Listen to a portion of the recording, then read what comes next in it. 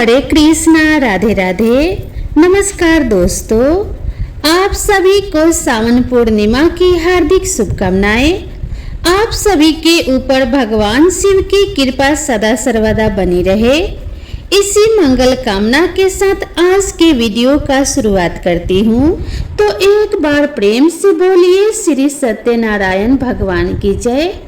पौराणिक कथा के अनुसार एक समय की बात है, नैमिषारण्य तीर्थ में शौनक आदि 88,000 ऋषियों ने श्री सूत जी से पूछा कि हे प्रभु, इस कलयुग में वेद विद्या रहित मनुष्यों को प्रभु भक्ति किस प्रकार मिल सकती है तथा उनका उद्धार कैसे होगा। हे मुनिश्रेष्ठ, कोई ऐसा तप बताइए जिससे थोड़े ही समय में पूर्ण फल मिले और मनोवांछित फल भी मिल जाए। इस प्रकार की कथा को सुनने की हम इच्छा रखते हैं। सर्व शास्त्रों के ज्ञाता श्री सूत जी बोले कि हे वैष्णवों में पूज्य, आप सभी ने समस्त प्राणियों के हित की बात पूछी है, इसीलिए मैं एक ऐसे श्रेष्ठ व्रत को आप सभी को बतलाऊंगा जिसे नारद जी ने लक्ष्मी नारायण जी से पूछा था और स्वयं लक्ष्मीपति ने मुनि श्रेष्ठ नारद जी से इस कथा को कहा था। आप सब भी इसे ध्यान से सुनिए। एक समय की बात है, योगी राज नारद जी ने दूसरों की हित की इच्छा लिए अनेकों लोकों में घूमते हुए मृत्यु लोक में आ पहुँचे। यहाँ उन्होंने अनेक योनियों में जन्मे प्रायः सभी मनुष्यों को अपने कर्मों द्वारा अनेकों दुखों से पीड़ित देखा। उनका दुख देख नारद जी सोचने लगे कैसा यत्न किया जाए जिसके करने से निश्चित रूप से मानव के दुखों का अंत हो जाए। इसी प्रकार मनन करते हुए वह विष्णु लोक में गए। वहां वह देवों के इस नारायण जी की स्तुति करने लगे, जिनके हाथों में शंख चक्र गदा और पद्म थे और गले में वरमाला पहने हुए थे। स्तुति करते हुए नारद जी बोले कि हे भगवान, आप अत्यंत शक्ति से संपन्न हैं, मन तथा वाणी भी आपको नहीं पा सकती। आपका आदि मध्य तथा अंत नहीं है। निर्गुण स्वरूप सृष्टि के कारण भक्तों के दुख को दूर करने वाले हैं। आपको मेरा नमस्कार है। नारद जी की स्तुति सुनकर विष्णु भगवान बोले कि हे मुनि श्रेष्ठ, आपके मन में क्या बात है? आप किस काम के लिए पधारे हैं उसे निसंकोच होकर कहिए। इस पर नारद मुनि बोले कि मृत्यु लोक में अनेक योनियों में जन्मे मनुष्य अपने कर्मों के द्वारा अनेकों दुखों से दुखी हो रहे हैं। हे नाथ, आप मुझ पर दया रखते हैं तो बताइए कि वह मनुष्य थोड़े प्रयास से ही अपने दुखों से कैसे छुटकारा पा सकते हैं। तब भगवान श्री हरि बोले कि हे नारद, मनुष्यों की भलाई के लिए तुमने बहुत अच्छी बात पूछी है, जिसके करने से मनुष्य मोह से छूट जाता है। वह बात मैं तुमसे कहता हूँ, उसे ध्यान पूर्वक सुनो। स्वर्ग लोक व मृत्यु लोक दोनों में एक दुर्लभ उत्तम व्रत है जो कि पुण्यों को देने वाला है। आज प्रेमवश होकर उससे मैं तुमसे कहता हूँ। श्री सत्यनारायण भगवान का यह व्रत अच्छी तरह विधान पूर्वक करके मनुष्य तुरंत ही यहाँ सुख भोग कर मोक्ष को प्राप्त होता है। श्री हरि के वचन सुनकर नारद जी बोले कि हे प्रभु, उस व्रत का फल क्या है और उसका विधान क्या है? यह व्रत किसने किया था? इस व्रत को किस दिन करना चाहिए? सभी कुछ विस्तार से बताइए। नारद जी की बात सुनकर श्री हरि बोले, दुख और शोक को दूर करने वाला, यह सभी स्थानों पर विजय दिलाने वाला है। मानव को भक्ति और श्रद्धा के साथ शाम को श्री सत्यनारायण भगवान की पूजा धर्म परायण होकर ब्राह्मणों व बंधुओं के साथ करनी चाहिए। भक्ति भाव से ही नैवेद्य केले का फल, घी, दूध और गेहूं का आटा सवाया लें। गेहूं के स्थान पर साठी का आटा, शक्कर तथा गुड़ लेकर सभी भक्षण योग्य पदार्थों को मिलाकर भगवान को भोग लगाएं। ब्राह्मणों सहित बंधु बांधव को भी भोजन कराएं। उसके बाद स्वयं भोजन करें। भजन कीर्तन के साथ भगवान की भक्ति में लीन हो जाएं। इस तरह से सत्यनारायण भगवान का यह व्रत करने पर मनुष्यों की सारी इच्छाएं निश्चित रूप से पूरी होती हैं। इस कलिकाल अर्थात कलयुग में मृत्यु लोक में मोक्ष का यही एक सरल उपाय बताया गया है। इस प्रकार से श्री सत्यनारायण व्रत कथा का प्रथम अध्याय संपूर्ण हुआ।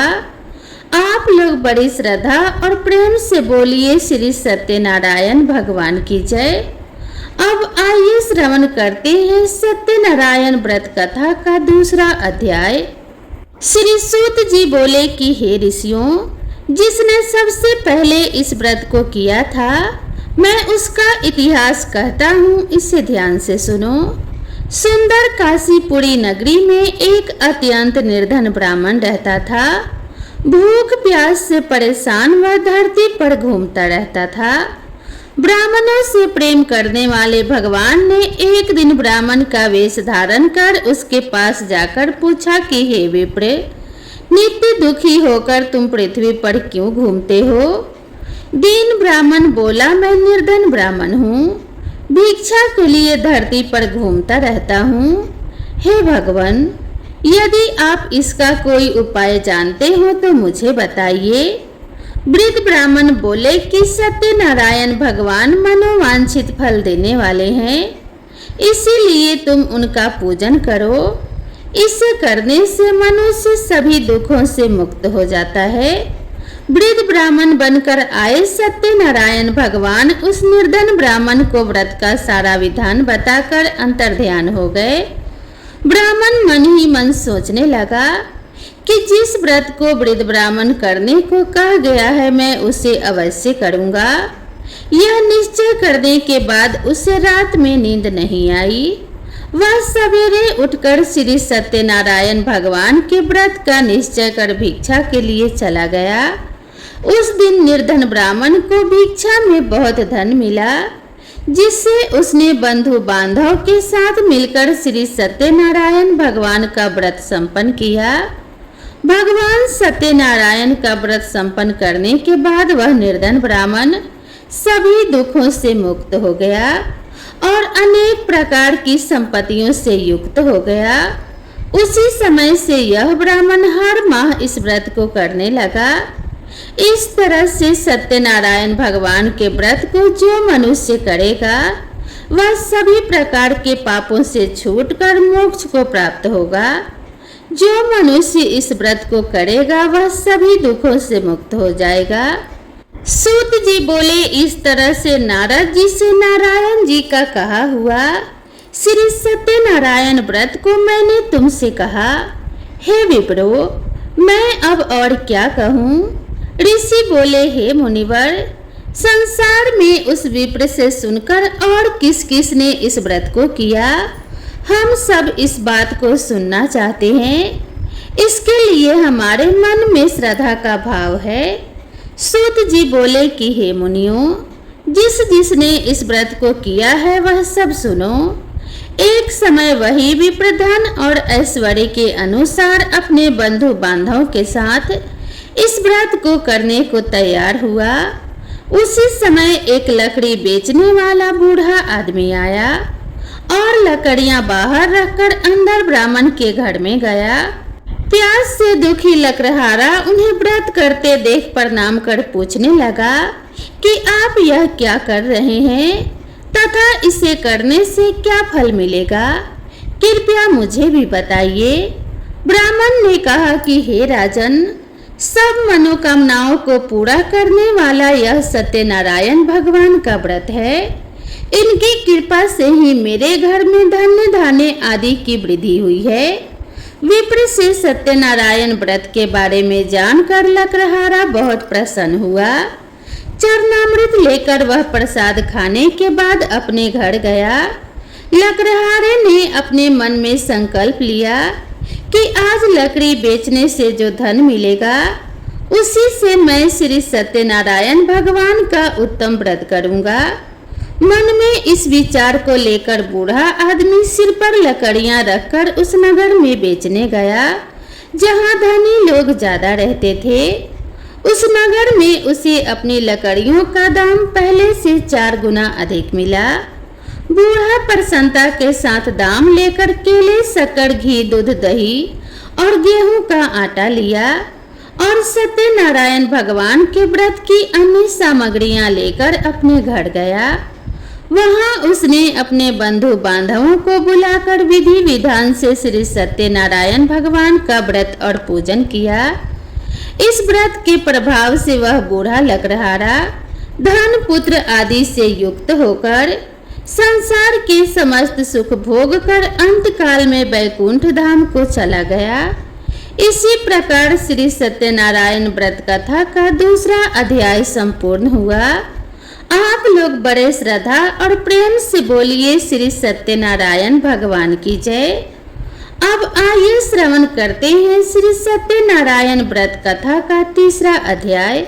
सूत जी बोले कि हे श्रेष्ठ मुनियों, अब आगे की कथा कहता हूँ, उसे ध्यान पूर्वक सुनिए। प्राचीन काल में उल्कामुख नाम का एक बुद्धिमान राजा था। वह सत्यवक्ता और जितेंद्रिय था। प्रतिदिन देव स्थानों पर जाता और निर्धनों को धन देकर उनके कष्ट को दूर करता था। उसकी पत्नी कमल के समान मुख वाली तथा सती साध्वी थी। भद्र सलाला नदी के तट पर उन दोनों ने श्री सत्यनारायण भगवान का व्रत किया। उसी समय साधु नाम का एक वैश्य आया। उसके पास व्यापार करने के लिए बहुत सा धन भी था। राजा को व्रत करते देखकर वह विनय के साथ पूछने लगा कि हे राजन, भक्ति भाव से पूर्ण होकर आप यह क्या कर रहे हैं? मैं सुनने की इच्छा रखता हूँ, इसीलिए आप मुझे बताने का कष्ट करें। राजा बोला कि हे साधु, अपने बंधु बांधवों के साथ पुत्र आदि को प्राप्त करने के लिए एक महाशक्तिशाली श्री सत्यनारायण भगवान का व्रत और पूजन कर रहा हूँ। राजा के वचन सुन साधु आदर से बोला कि हे राजन, मुझसे इस व्रत का सारा विधान कहिए। आपके कथन अनुसार मैं इस व्रत को करूँगा। मेरी भी संतान नहीं है और इस व्रत को करने से निश्चित रूप से मुझे संतान की प्राप्ति होगी। राजा से व्रत का सारा विधान सुनकर व्यापार से निवृत्त होकर वह अपने घर गया। साधु वैश्य ने अपने पत्नी को संतान देने वाले इस व्रत का वर्णन कह सुनाया और कहा, जब मेरी संतान होगी तब मैं भी इस व्रत को अवश्य करूँगा। साधु ने इस तरह के वचन अपनी पत्नी लीलावती से कहे।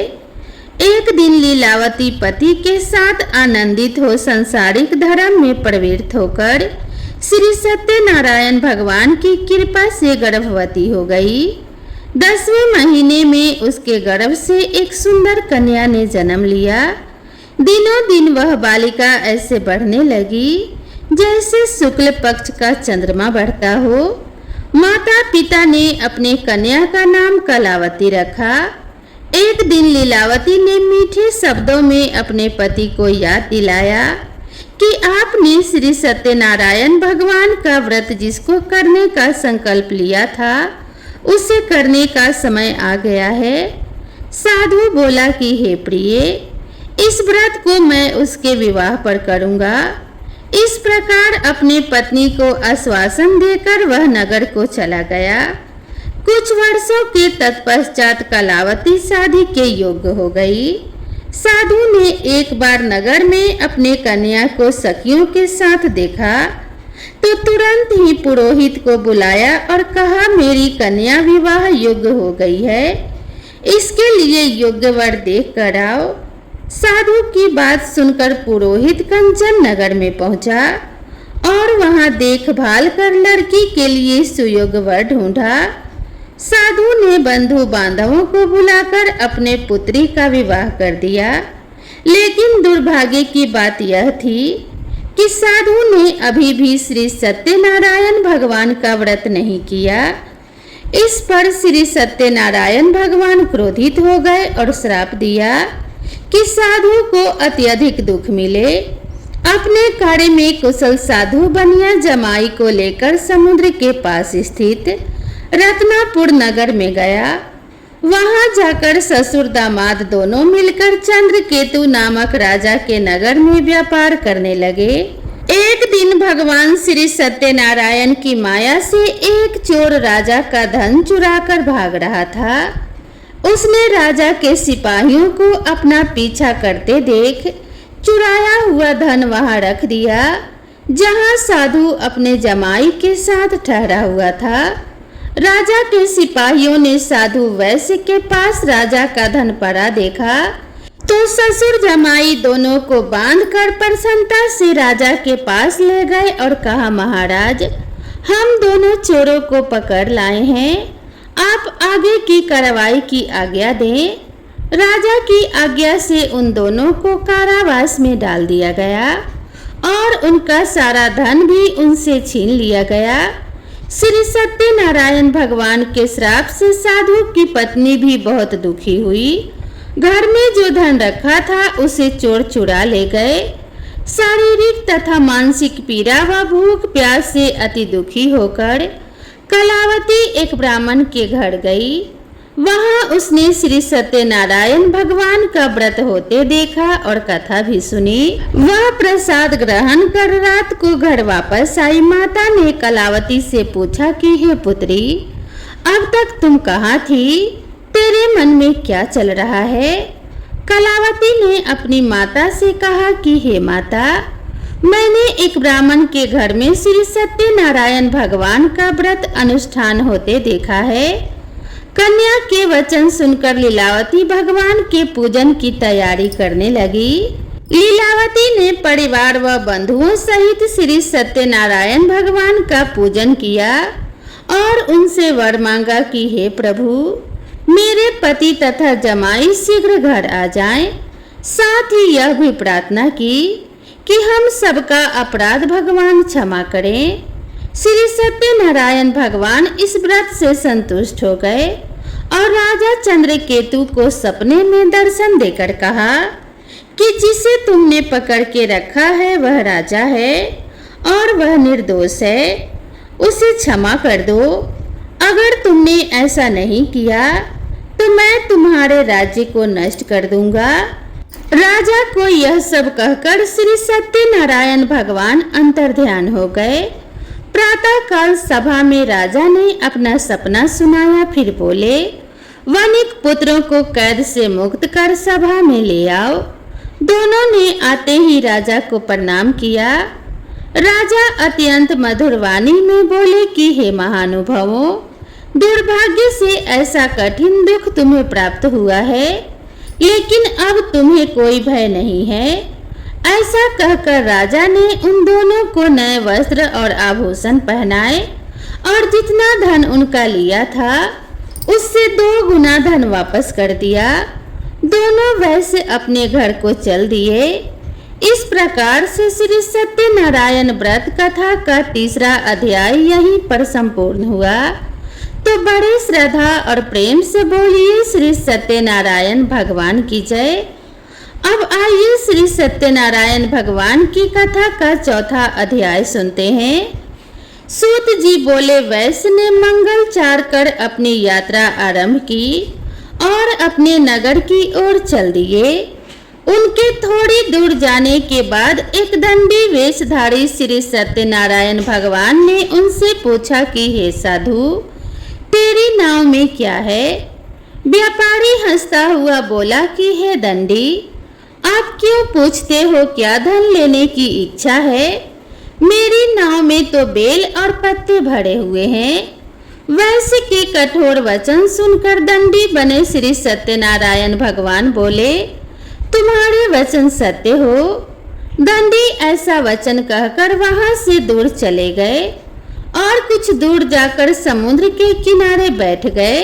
दंडी के जाने के बाद साधु वैश्य ने नित्य क्रिया के पश्चात नाव को ऊंची उठते देखकर आश्चर्यचकित हो गया और नाव में बेल पत्ते आदि देखकर वह मूर्छित हो वहीं पर गिर पड़ा। मूर्छा खुलने पर वह अत्यंत शोक में डूब गया। तब उसका दामाद बोला, पिताजी आप शोक न मनाएं, यह दंडी का श्राप है, इसीलिए हमें उनकी शरण में जाना चाहिए, तभी हमारी मनोकामना पूरी होगी। दामाद की बात सुनकर वह दंडी के पास पहुंचा और अत्यंत विनम्रता एवं भक्ति भाव से प्रणाम करके बोला कि हे महाराज, मैंने आपसे जो असत्य वचन कहे थे उनके लिए मुझे क्षमा कर दीजिए। ऐसा सुनकर महान शोकातुर होकर दंडी भगवान बोले कि हे वनिक पुत्र, मेरी आज्ञा से बार बार तुम्हें दुख प्राप्त हुआ है, क्योंकि तुम मेरी पूजा से विमुख हुए। साधु बोला कि हे प्रभु, आपकी माया से ब्रह्मा आदि देवता भी आपके रूप को नहीं जानते। प्रभु मैं तो अज्ञानी हूँ, कैसे जान सकता हूँ? आप प्रसन्न होइए प्रभु, अब मैं अपनी सामर्थ्य के अनुसार आपकी पूजा करूँगा। हे प्रभु, मेरी रक्षा कीजिए और पहले के समान नौका में धन्य धान्य भर दीजिए। साधु वैश्य के भक्ति पूर्ण वचन सुनकर भगवान प्रसन्न हो गए और उसकी इच्छा अनुसार वरदान देकर अंतर्ध्यान हो गए। ससुर जमाई जब नाव में लौटे तो नाव धन से भरी हुई थी। फिर वही अपने अन्य साथियों के साथ श्री सत्यनारायण भगवान का पूजन कर अपने नगर को चल दिए। जब नगर के नजदीक पहुँचे तो दूत को अपने घर पर खबर करने के लिए भेज दिया। दूत साधु की पत्नी को प्रणाम कर कहता है कि हे माता, स्वामी अपने दामाद सहित नगर के निकट आ गए हैं। दूत की बात सुन साधु की पत्नी लीलावती ने बड़े हर्ष के साथ श्री सत्यनारायण भगवान का पूजन कर अपनी पुत्री कलावती से कहा कि हे पुत्री, मैं अपने पति के दर्शन को जा रही हूँ, तू कार्य पूर्ण कर शीघ्र आ जाना। माता के ऐसे वचन सुनकर कलावती जल्दी से प्रसाद को छोड़कर अपने पति के पास चली गई। प्रसाद की अवज्ञा के कारण श्री सत्यनारायण भगवान रुष्ट हो गए और नाव सहित उसके पति को पानी में डुबो दिया।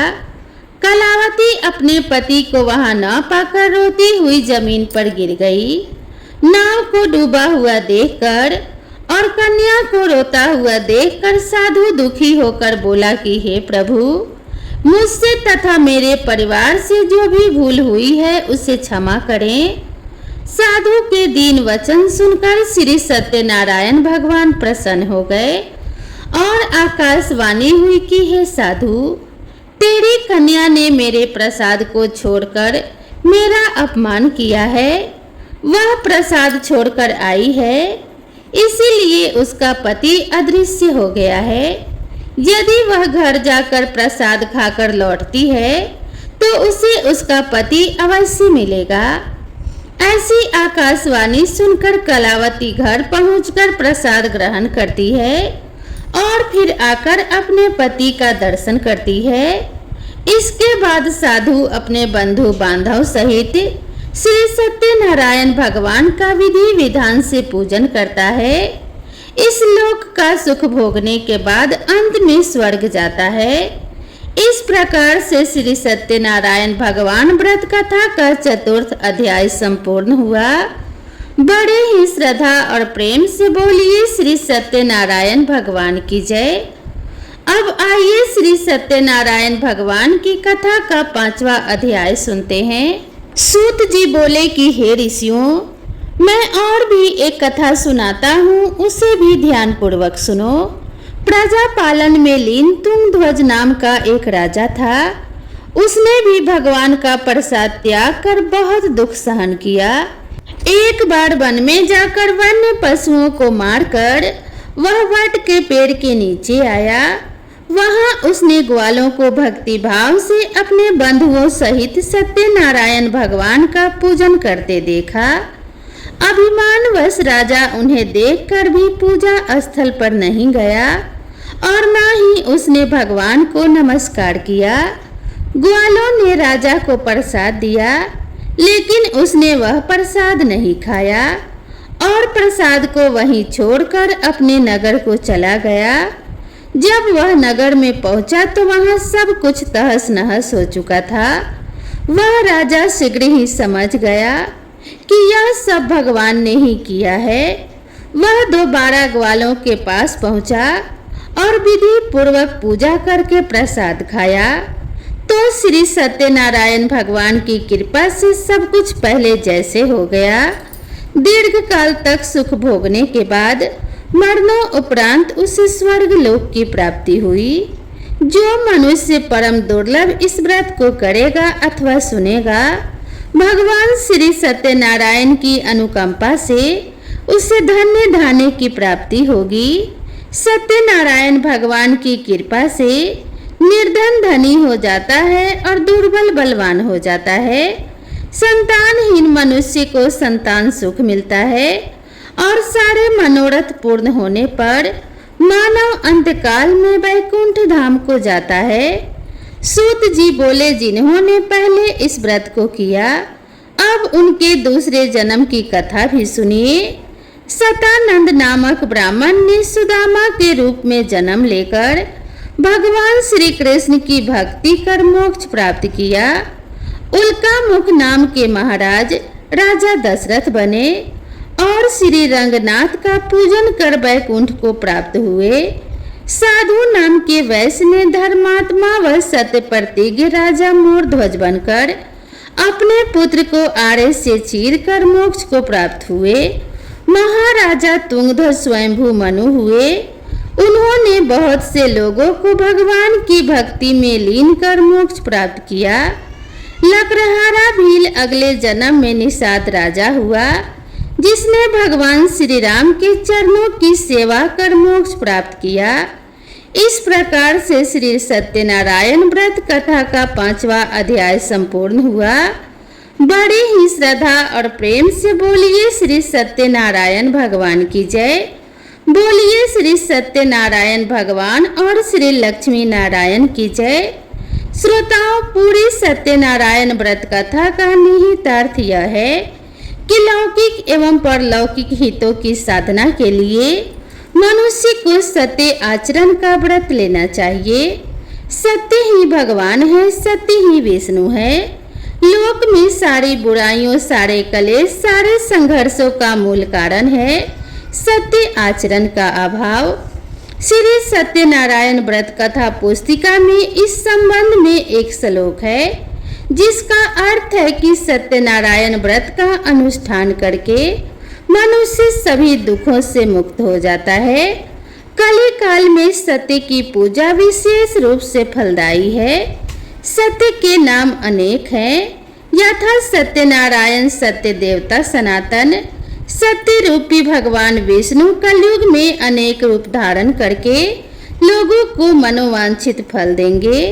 इसी प्रकार से श्री सत्यनारायण व्रत कथा संपूर्ण हुई। जय श्री सत्यनारायण भगवान। दोस्तों, आप सभी को यह वीडियो पसंद आई हो तो वीडियो को एक लाइक जरूर करें और चैनल पर पहली बार आए हैं तो चैनल को सब्सक्राइब करना ना भूलें। मेरे चैनल से जुड़े रहने के लिए आप सभी का ढेर सारा धन्यवाद। भगवान श्री सत्यनारायण और माता लक्ष्मी की कृपा आप सभी के ऊपर बनी रहे। आप सभी भक्तों का कल्याण हो। इसी मंगल कामना के साथ आप सभी से विदा लेते हैं। मिलते हैं नेक्स्ट वीडियो में, तब तक के लिए राधे राधे।